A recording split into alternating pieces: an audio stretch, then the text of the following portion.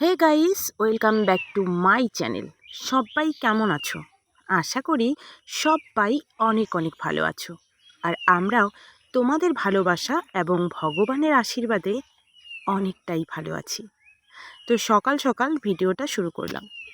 কয়েকদিন থেকে ঘুম থেকে উঠলেই আকাশে মেঘ দেখা যায়, কিন্তু আজকে সকাল সকাল কিন্তু রৌদ্র উঠে গিয়েছে। আর বাইরে দেখো, গরু ছাগলগুলো বাঁধা হয়েছে। এই দুটো ছাগল কিন্তু আমাদের, আর এই গরুগুলো আমাদের। আর গরুর যেহেতু বাছুর হয়েছে, দুটো গরুর একসঙ্গে বাছুর হয়েছে, সেই জন্য দুটো গরুর দুধ খাওয়া হয় আমাদের। তো সকাল সকাল দেখো আমি ব্রাশ করছি আর বাইরে একটু হাঁটাহাঁটি করছি। বাইরের পরিবেশটা কিন্তু এখন খুব ঠান্ডা আছে, যেহেতু সকাল সকাল রোদ উঠেছে, কিন্তু অতটাও গরম লাগছে না। আর দেখো আমাদের ছাগলের বাচ্চা হয়েছে তিনটে, দুটো ছাগল, একটা হয়েছে, আর আর একটা ছাগলের দুটো বাচ্চা হয়েছে। আর আমি একটা ধরতে পারলাম, সেই জন্য একটু ছাগলের বাচ্চাটাকে আদর করে দিচ্ছি। ভীষণ কিউট, ভীষণ মিষ্টি লাগে, দেখলেই না আদর করতে ইচ্ছে করে। তো আমার মেয়েও কিন্তু ভীষণ ভালোবাসে এই ছাগলের বাচ্চাকে নিয়ে খেলতে। কিন্তু ও কী করে বলো তো, যেহেতু ছোট মানুষ, বোঝে না, খেলতে খেলতেই ছাগলের একদম চামড়া টেনে ধরে। আর এই দেখো, মেয়ে কিন্তু এখনও ঘুম থেকে ওঠেনি, সেই জন্য কিন্তু আমি বাইরে একটু ভিডিও করতে পারছি। আর মেয়ে যদি ঘুম থেকে ওঠে, তাহলে এই বাড়ি ওই বাড়ি দৌড়োতে দৌড়োতে সারাদিন কাটিয়ে দেয়। আর ওর পিছনে পিছনে আমাদেরকে ঘুরতে হয়, একবার মা নয়তো আমি।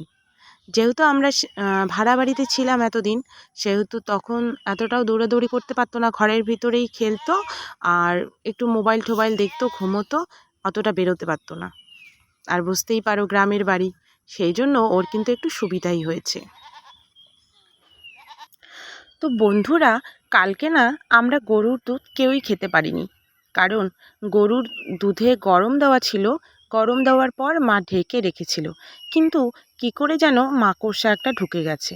যেহেতু বর্ষার দিন বন্ধুরা, তো কখন যেন ঢুকেছে সেটা আমরা কেউ লক্ষ্য করিনি। তারপর যখন দুধ খাবো, তখন দেখি হাঁড়ির ভেতরে একটা মাকড়সা। তো তখন তো আর সেই দুধটাকে খাওয়া যায় না বলো, তখন এতগুলো দুধ কিন্তু আমাদের ফেলে দিতে হলো। কি করব, ফেলতে তো ইচ্ছে করছে না, এতগুলো দুধ। এখানে কিন্তু অল্প আছে, আরও অর্ধেকটা ফেলে দেওয়া হয়েছে। তো কষ্ট হচ্ছিল, কিন্তু ফেলে দিতেই হবে, কারণ খেলে পরে আরও আমাদের বেশি ক্ষতি হবে। আর তারপর দেখো, সকালে চা রুটি খেয়ে চলে এসেছি রান্নাঘরে রান্না করতে। সকালবেলা চা রুটি খেয়েছি, কয়েকটা রুটি করেছিল, কিন্তু কি বলো তো, চা রুটি খেলেও না আমাদের একটা অভ্যেস হয়ে গেছে ভাত খাওয়া, ভাতের একটা খিদে পেয়েই যায়। তো সেই জন্য সিদ্ধ ভাত করব।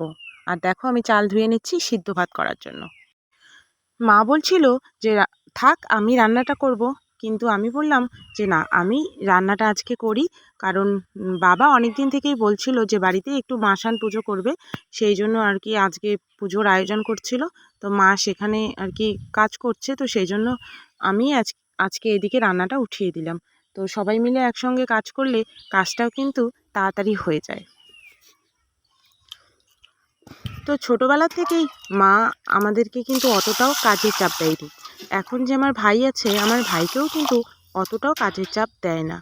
আমি কিন্তু মেয়েবেলায় রান্নাবান্না সেরকম পারতাম না বা রান্নাবান্না করতাম না, কিন্তু এখন বিয়ের পর এখন তো মেয়েদেরকে বিয়ের পর তো মেয়েদেরকে দায়িত্ব নিতেই হয়, বিশেষ করে রান্নার দায়িত্ব, সংসারের দায়িত্ব।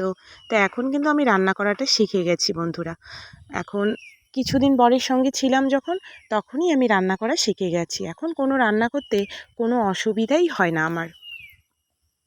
তো বিয়ের পর আমি একটা জিনিস লক্ষ্য করতে পারছি, বাপের বাড়িতে অনেক দিন থাকলে পরে মানুষ একটা কথাই জিজ্ঞেস করে, কবে এসেছিস, কবে যাবি।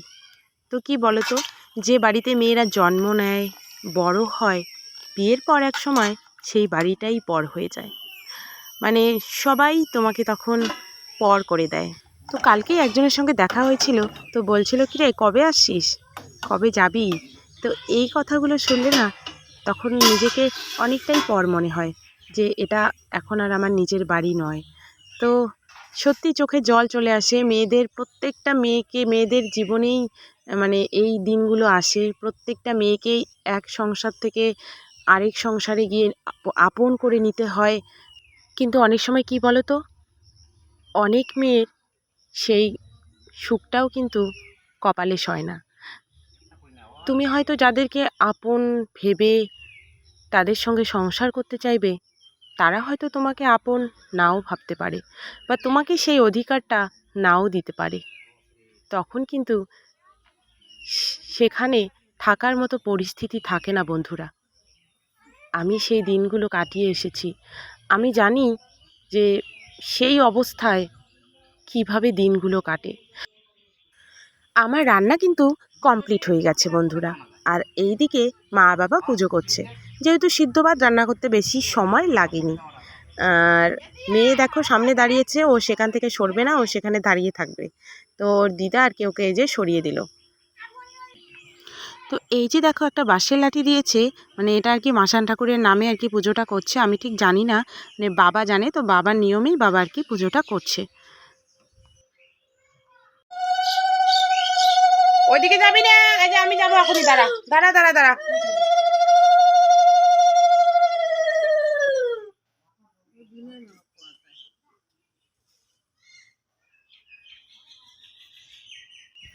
তো আজকের ভিডিওটা এই পর্যন্তই বন্ধুরা। দেখা হচ্ছে আগামী নেক্সট ভিডিওতে। তো ততক্ষণ পর্যন্ত সবাই ভালো থাকবে, সুস্থ থাকবে।